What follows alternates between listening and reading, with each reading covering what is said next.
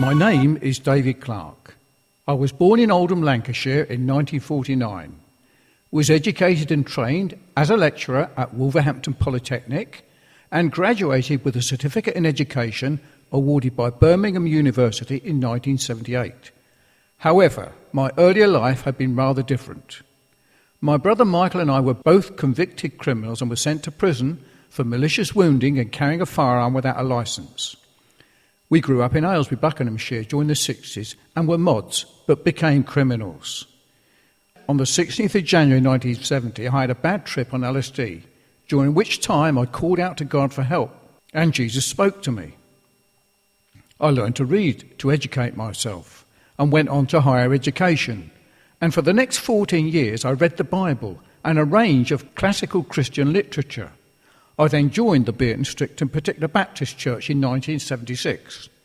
I became a lecturer in electronics and church secretary and was called by the Lord and sent by the church to preach the gospel in 1982.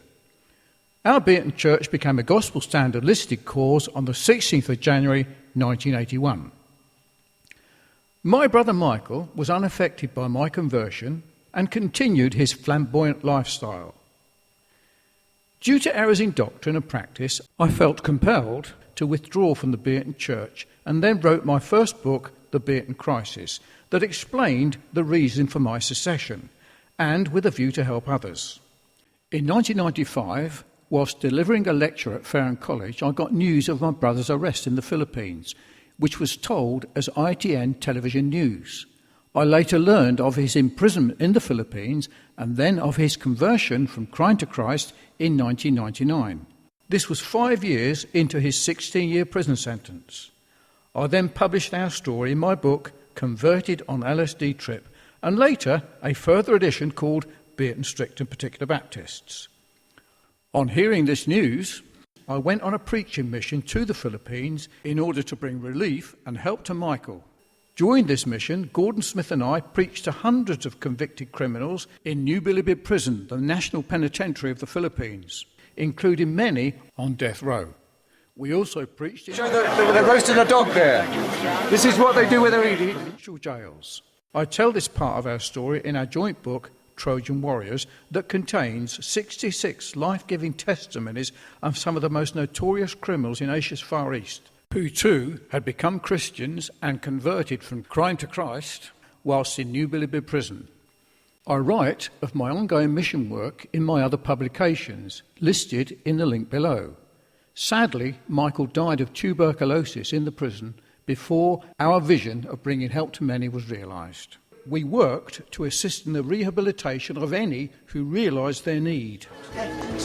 Focuses on repair of social injury, justice that heals our mission to prisons. We'll have to look into that and see how it works. Okay. Yeah. I'm currently working on a project of turning our story into a punk rock opera to be performed in the prisons of the UK. Quotation. And he was astonished, and all they that were with him, at the draught of fishes which they had taken. Luke chapter 5, verse 9. Hello, I'm Maisie the Librarian.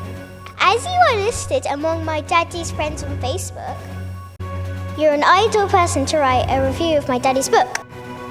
Newly listed on Amazon, I've included a direct link to its Amazon listing, so you can have a quick look. It doesn't matter if you find the story unbelievable or disagree with his conclusions. Your comments in an Amazon review will help market his book.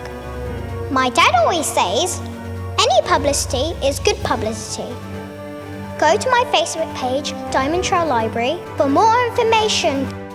Goodbye.